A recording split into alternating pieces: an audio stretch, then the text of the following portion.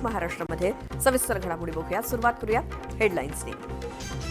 Headlines प्रायोजक राम बंधू आचार, आपला टेस्ट पार्टनर.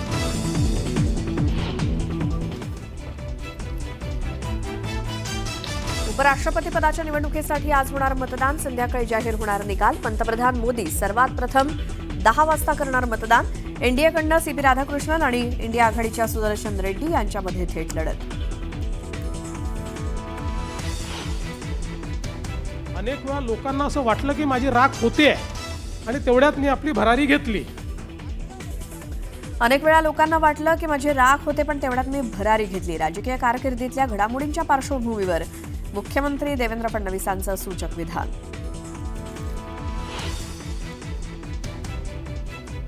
मंत्री शिरसाटांवरती रोहित पवारांनी केलेल्या कथित जमीन गैरव्यवहार प्रकरणाच्या आरोपांनंतर एसआयटीची स्थापना. रोहित पवारांनी ट्विट करून दिली माहिती.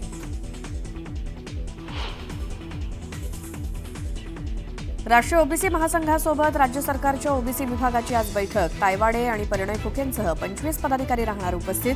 अतुल सावेंनी बोलावलेल्या बैठकीत भुजबळ उपस्थित राहणार का, याकडे लक्ष.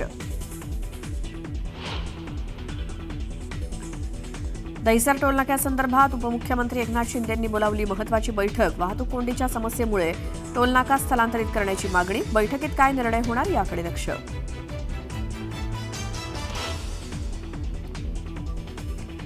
डोंबिवलीतील समर्थ कॉम्प्लेक्स या 7 मजली अनधिकृत इमारतीवरती हायकोर्टाच्या आदेशानं होणार कारवाई. परिसरात मोठा पोलीस बंदोबस्त. पुण्यातील आयुष कोमकर हत्या प्रकरणी आंदेकर टोळीचा म्होरक्या बंडू आंदेकरसह 6 जणांना अटक. आंदेकरची मुलगी आणि 2 नातू आणि शूटर अमन पठाणला अटक केल्याची माहिती. गोकुळची आज होणारी सर्वसाधारण सभा वादळी ठरण्याची शक्यता. संचालिका शौमिका महाडिकांचा गंभीर प्रश्न उपस्थित करत व्यासपीठावरती न बसण्याचा निर्णय.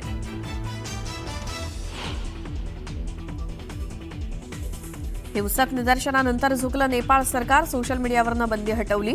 नेपाळच्या गृहमंत्री रमेश लेखक यांनाही द्यावा लागला होता राजीनामा. आज पंजाब आणि हिमाचल प्रदेशच्या पूरग्रस्त भागाचा दौरा करणार पंतप्रधान मोदी. पूरग्रस्त भागातील लोकांची घेणार भेट.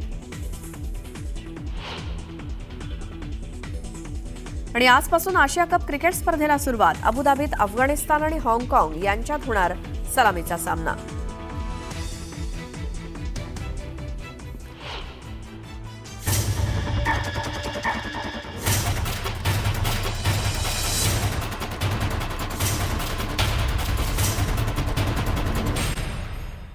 उपराष्ट्रपती पदासाठी मतदान आज होणार आहे. या निवडणुकीत एनडीएचे उमेदवार सीपी राधाकृष्णन तर इंडिया आघाडीचे उमेदवार बी सुदर्शन रेड्डी हे आमने सामने आहेत. सीपी राधाकृष्णन यांचं पारडं हे विरोधक इंडिया आघाडीचे उमेदवार बी सुदर्शन रेड्डी यांच्या तुलनेत जड मानलं जात आहे. बिजू जनता दल, शिरोमणी अकाली दल आणि भारत राष्ट्र समिती यांनी निवडणुकीपासून दूर राहण्याचा निर्णय घेतल्यामुळे एनडीएची स्थिती अधिक मजबूत झाली आहे. दरम्यान संसद भवनात सकाळी 10 वाजल्यापासून ते संध्याकाळी 5 वाजेपर्यंत मतदान होणार असून मतमोजणी संध्याकाळी 6 वाजल्यापासून सुरू होईल. उपराष्ट्रपती पदाच्या निवडणुकीच्या निमित्तानं इंडिया आघाडी आणि एनडीएमध्ये कडवी टक्कर होणार आहे. आमचे प्रतिनिधी प्रशांत लीला रामदास हे नवी दिल्लीहून आपल्यासोबत जोडले गेलेत. प्रशांत, अतिशय महत्वाची उपराष्ट्रपती पदाची ही निवडणूक, त्यासाठी 10 वाजल्यापासून जे मतदान सुरू होत आहे, कोण करणार पहिलं मतदान, कशी असेल प्रक्रिया? महत्वाचं म्हणजे श्वेता, जर बघितलं तर उपराष्ट्रपती पदासाठी राज्यसभा सचिवालयाच्या वतीनं सर्व ती तयारी करण्यात आलेली आहे. महत्वाचं म्हणजे जर बघितलं तर साधारणतः 10 वाजता मतदानाला प्रारंभ होणार आहे. पंतप्रधान नरेंद्र मोदी हे सर्वात प्रथम मतदान करणार आहे. त्यांच्यानंतर पंजाब आणि हिमाचल प्रदेशचे खासदार जे आहेत ते मतदान करणार आहेत. महत्वाचं म्हणजे जर बघितलं यामध्ये सगळ्यात आज पंतप्रधान नरेंद्र मोदी हे पंजाबचा दौरा करणार असल्यामुळे त्यांचं सर्वात प्रथम मतदान होणार. त्यानंतर ते पूरग्रस्त भागाची पाहणी करण्याकरता ते दौऱ्यावरती जाणार आहे. पण दरम्यानच्या काळामध्ये प्रत्येक राज्याच्या खासदारांच्या एक प्रकारची चमू तयार करण्यात आलेली आहे. एका केंद्रीय मंत्रालयाची जबाबदारी देण्यात आली आहे. महाराष्ट्राच्या खासदारांची जबाबदारी जी आहे, एनडीए खासदारांची जबाबदारी ते भूपेंद्र यादव यांच्याकडे आहे. तर त्यांच्याकडे सर्व खासदार एकत्र आलेले आहेत आणि आता थोड्याच वेळात ते तिथून संसद भवनासाठी निघणार आहे. त्यानंतर आपण जर बघितलं इंडिया आघाडीमधले जे खासदार आहे महाराष्ट्रातले, त्यामध्ये काँग्रेसच्या खासदारांची जबाबदारी जी आहे ती प्रणिती शिंदेकडे आहे. शिवसेनेच्या खासदारांची जबाबदारी जी आहे ते संजय राऊतांकडे आहे आणि तिसरा उद्धव बाळासाहेब ठाकरे. आणि त्यानंतर तिसरं महत्वाचं म्हणजे सुप्रिया सुळे यांच्याकडे एनसीपीच्या खासदारांची जबाबदारी आहे. सुप्रिया सुळे यांच्या निवासस्थानी एनसीपीचे सर्व खासदार 10 वाजता एकत्र येणार आहे आणि तेथून ते साधारणतः ते रवाना होतील संसद भवनामध्ये. साधारणतः 11:30 वाजता एनसीपीचे खासदार मतदान करतील अशा प्रकारची माहिती पुढे आली आहे. दरम्यानच्या काळात 11 वाजता सुप्रिया सुळे या प्रसार माध्यमांसोबत संवाद देखील साधणार आहे. ही आजच्या खासून जर मतदानाची प्रक्रिया जर बघितली तर सकाळी 10 वाजता मतदानाला प्रारंभ होईल. सायंकाळी 5 वाजेपर्यंत सर्व मतदार जे खासून खासदार आहेत, राज्यसभा असो लोकसभा असो, सोबतच राज्यसभेतील नामनिर्देशित सदस्य जे आहेत यांना देखील ते मतदान करणार आहे. साधारणतः या मतदानाच्या प्रक्रियेनंतर 6 वाजता मतमोजणीला प्रारंभ होईल आणि आजच निकाल जाहीर होण्याची शक्यता व्यक्त केली जात आहे. प्रशांत, या सगळ्या माहितीसाठी धन्यवाद आणि वेळोवेळी या निवडणूक प्रक्रियेचे अपडेट तुमच्याकडनं घेत राहू. तर याच निवडणुकीसंदर्भात काही प्रतिक्रिया आपल्याकडे आल्यात, बघूयात. के लिए अलायंस का पूरा प्लानिंग हो चुका है, तैयारी पूरी हो चुकी है और जीत हमारी पक्की है. ये बिल्कुल हमारे लिए गौरव की बात होगी और राज्यसभा को नए सभापति मिलने वाले हैं तो हम बहुत उत्सुक भी हैं. और वो महाराष्ट्र से राज्यपाल के तौर पर भी उन्होंने काम किया है तो बहुत आनंद की बात होगी जब उनके साथ राज्यसभा में काम करने को, उनके मार्गदर्शन में काम करने का मौका मिले. आमचे उमेदवार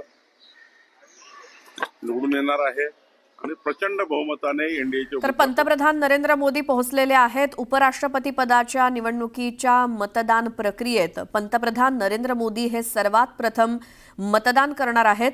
आज सकाळी 10 वाजल्यापासून ते संध्याकाळी 5 वाजेपर्यंत सर्व खासदार मतदान करतील. उपराष्ट्रपती पदाची निवडणूक 2025 असा तिथे बोर्ड लावलेला दिसतोय आणि पंतप्रधान नरेंद्र मोदी हे नुकतेच तिथे दाखल झालेत आणि ते मतदान सर्वात प्रथम करणार आहेत उपराष्ट्रपती पदाच्या निवडणुकीसाठी. संध्याकाळी 6 वाजल्यानंतर मतमोजणी सुरुवात होईल आणि निकाल जाहीर होईल. 2 उमेदवार एनडीएकडनं CP राधाकृष्णन तर इंडिया आघाडीकडनं B सुदर्शन रेड्डी यांच्यामध्ये ही लढत आहे उपराष्ट्रपती पदासाठी. देशाच्या 17व्या उपराष्ट्रपती पदासाठी निवडणूक प्रक्रिया आज पार पडतेय. त्यासाठी सर्व पक्षांकडनं आपापल्या खासदारांना मार्गदर्शन करण्यात आलेलं होतं. पंतप्रधान नरेंद्र मोदी यांनी देखील एनडीएच्या खासदारांशी संवाद साधलेला होता आणि आज ही निवडणूक प्रक्रिया पार पडतेय. एकूण 423 सदस्य आहेत जे एनडीएकडनं मतदान करणार आहेत. त्याच संदर्भात आपण माहिती घेऊयात. आमचे प्रतिनिधी प्रशांत लीला रामदास नवी दिल्लीहून आपल्या सोबत आहेत. प्रशांत, पंतप्रधान मोदी तिथं पोहोचलेत मतदानासाठी, काय माहिती द्याल?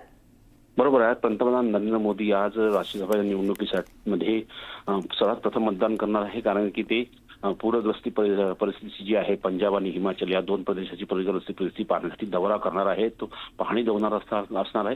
त्या दरम्यान पंतप्रधान नरेंद्र मोदी यांच्या मतदानानंतर हिमाचल प्रदेश आणि पंजाबचे खासदार देखील मतदान करणार आहे. त्यासाठी पंतप्रधान नरेंद्र मोदी जे आहे हे संसद भवनामध्ये दाखल झालेले आहेत. थोड्याच वेळात ते मतदान करतील अशा प्रकारची परिस्थिती आहे. आणि सोबतच जर बघितलं आपण या सगळ्या पार्श्वभूमीवरती अत्यंत महत्वाचं आहे की सगळे हे जे खासदार आहेत मतदान केल्यानंतर पंजाब आणि हिमाचलचे हे दोन्ही रवाना होणार. आणि सोबतच हे अत्यंत महत्वाचं आहे की आजच्या या मतदानाच्या प्रक्रियेमध्ये सर्व खासदारांची प्रत्येक राज्यानुसार जबाबदारी देणार आहे. महाराष्ट्राच्या खासदाराची जबाबदारी भूपेंद्र यादव यांच्याकडे आहे, खास करून एनडीएचे खासदार. तर राष्ट्रवादी काँग्रेस पक्षाचे खासदार जे शरद पवार यांच्या नेतृत्वातील जो पक्ष आहे त्या पक्षाची जबाबदारी ते 6 जनपदला सर्व खासदार एकत्र येणार आहे.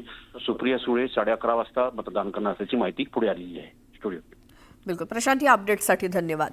तर पंतप्रधान नरेंद्र मोदी उपराष्ट्रपती पदाच्या निवडणुकीत मतदानासाठी हजर झालेले आहेत आणि सर्वात प्रथम ते मतदान करतील आणि इतरही सर्व खासदार हे आज मतदान करणार आहेत. एनडीएचे एकूण 423 सदस्य आहेत तर इंडिया आघाडीचे 311 जे मतदान करणार आहेत आज उपराष्ट्रपती पदाच्या निवडणुकीसाठी. लोकसभा आणि राज्यसभेचे खासदार मतदान करतील.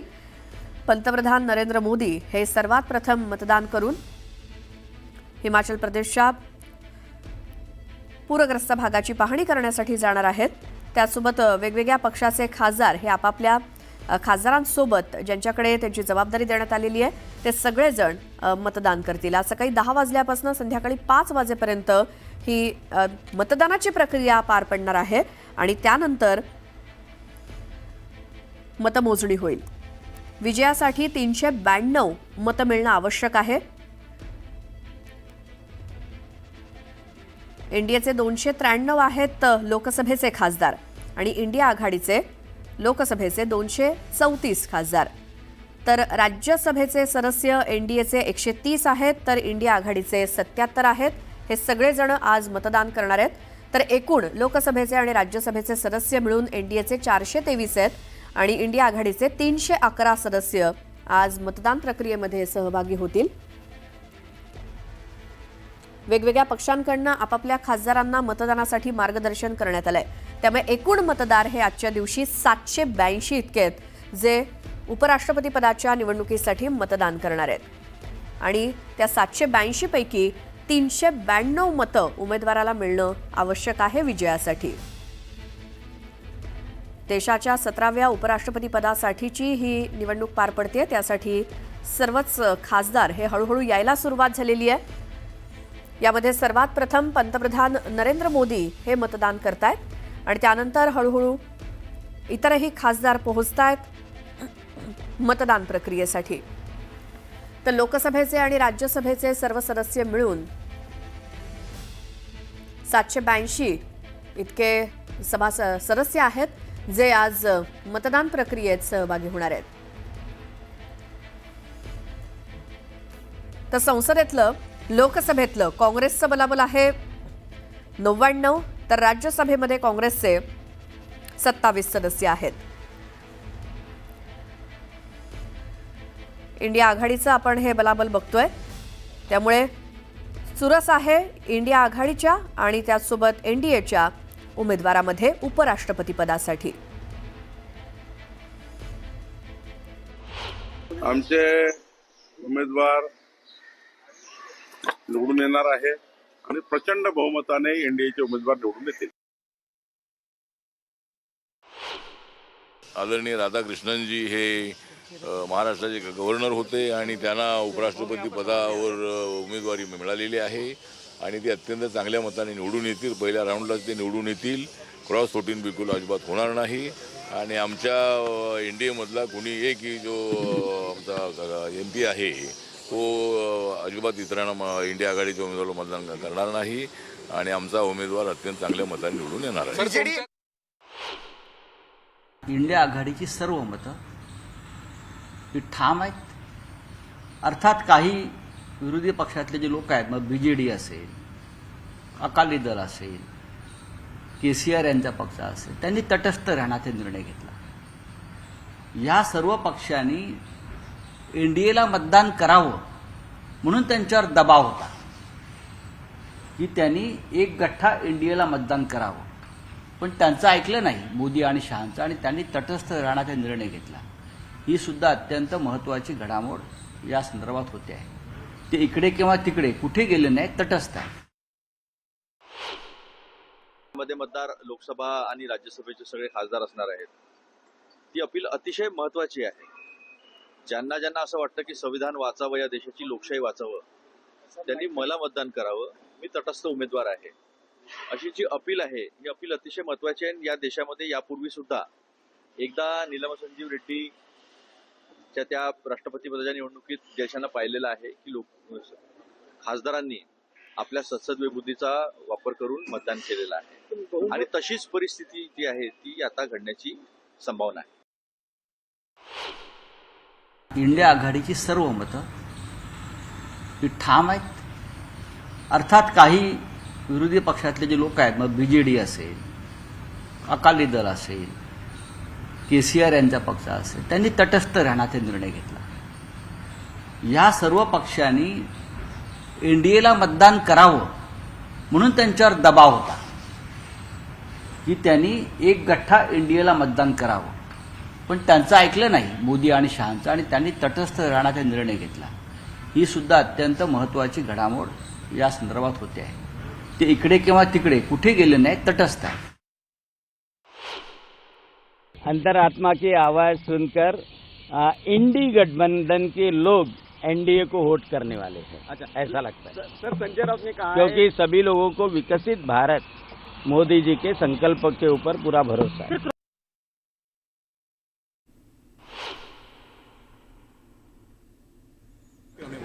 तो आपका ये कहना है कि जो एनडीए के जो नंबर्स हैं उनसे ज्यादा वोट आने वाले। बिल्कुल।